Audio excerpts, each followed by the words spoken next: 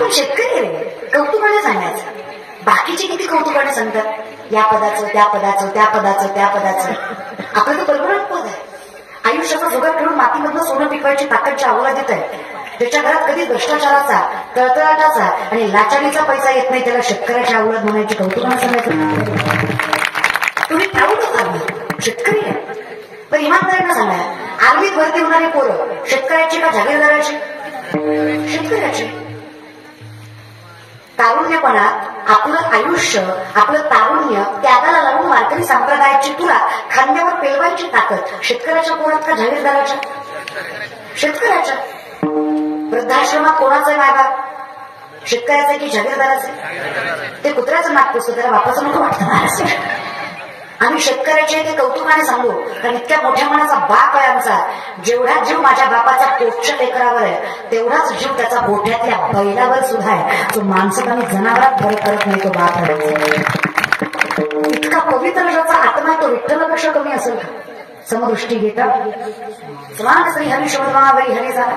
कसा परमात्मा राखणार नाही त्याचा? शेतकरी आहे, कौतुकाने सांगत जा. शेतकऱ्याच्या पायात काटा मोडला, काही नवल मोडतो. शेतकऱ्याच्या पायात काटा मोडला, शेतकरी काटा बघायला पाण्याने पाय स्वच्छ करतात का? घाई असेल तर मग शेतकरी काटा कसा बघतो? लाजू नका, सगळे थुकाच लावतात. इथे काय हायजीन मेंटेन करायचे नसते, थुकाच लावायचा. पण एका थुक्यात काटा दिसतो. दगडासारखे पाय त्याचे 2-4 वेळा लावावा लागतो.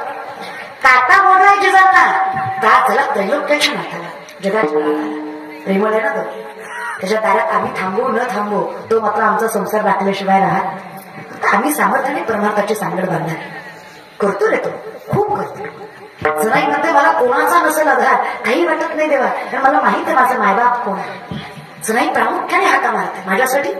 एक एका पिठाबाई, एक एका पिठाबाई, एक एका पिठाबाई, एक एका पिठाबाई.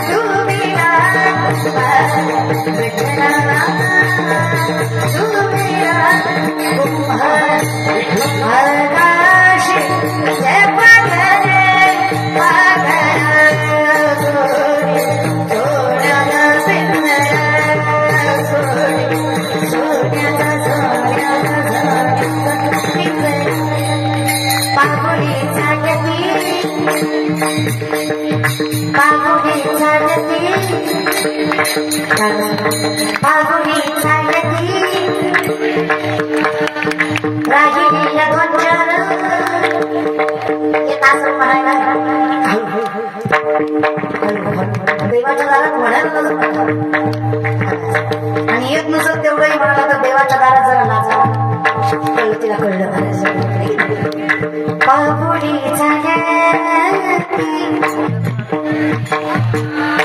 थोडा आवाज पापुडी झाल्याती दुखी संसाराची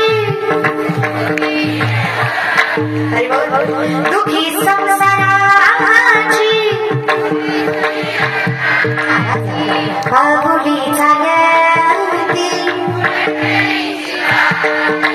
नमुनीच तेरी काल पाहिला हरी कानाचा तो बासरी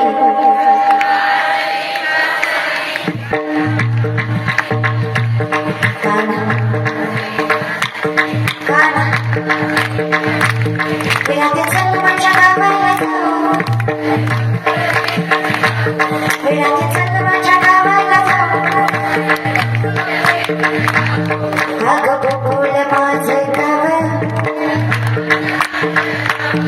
अगं बोल माझं गाव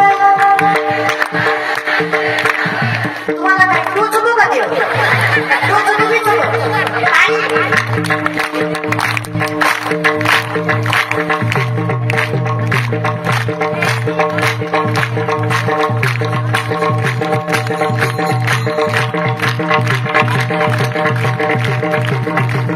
चंद्रभागेच्या तीरी थांबला गीत पाहती बरी विठ्ठल विठ्ठल विठ्ठल विठ्ठल विठ्ठल विठ्ठल जय विठ्ठल विठ्ठल जय विठ्ठल विठ्ठल जय विठ्ठल विठ्ठल जय विठ्ठल विठ्ठल जय विठ्ठल विठ्ठल विठ्ठल विठ्ठल विठ्ठल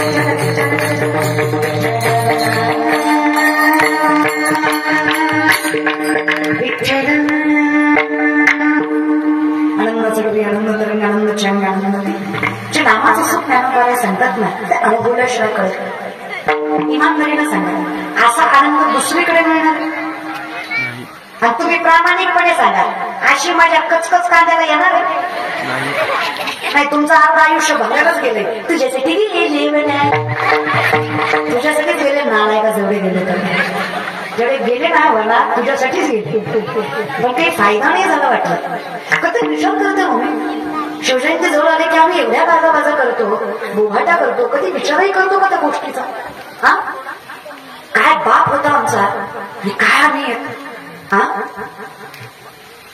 शाहिस्तखानाच्या लाल महालाच्या हल्ल्यात शाहिस्तखानाच्या बहिणीची पोरगी भीतीने कुठेतरी लपली शाहिस्तखानाची बायको पळत पळत आली जहापणा जहापणा जहापणा मुझे लगता है शिवा के मौलों ने बदले क्या लड़की उठाई शाहिस्तखान शत्रु है बाइकोला सांगतो बेगम जवान को लगा मुझे शिवा के मावले है वो ऐसी उनकी औलाद नहीं कि बेटी उठा सके शत्रु की जान लेके औरत को बाइज्जत छोड़ दे कौतुक बाइकोला वाटलं क्या लगता है आपको शोभना तुमने उनकी बहू बेटियां उठाई यहाँ तक उनकी इज्जत तक लूटी तुमने नहीं सोचा वो औरत है उसका क्या कसूर फिर वो क्यों सोचेंगे कि वो औरत है अगर तुमने उनकी औरत की इज्जत नहीं की तो वो हमारी औरत की क्यों इज्जत करेंगे शाहिस्ता खान शत्रु असून नजर वर करून सांगतो बेगम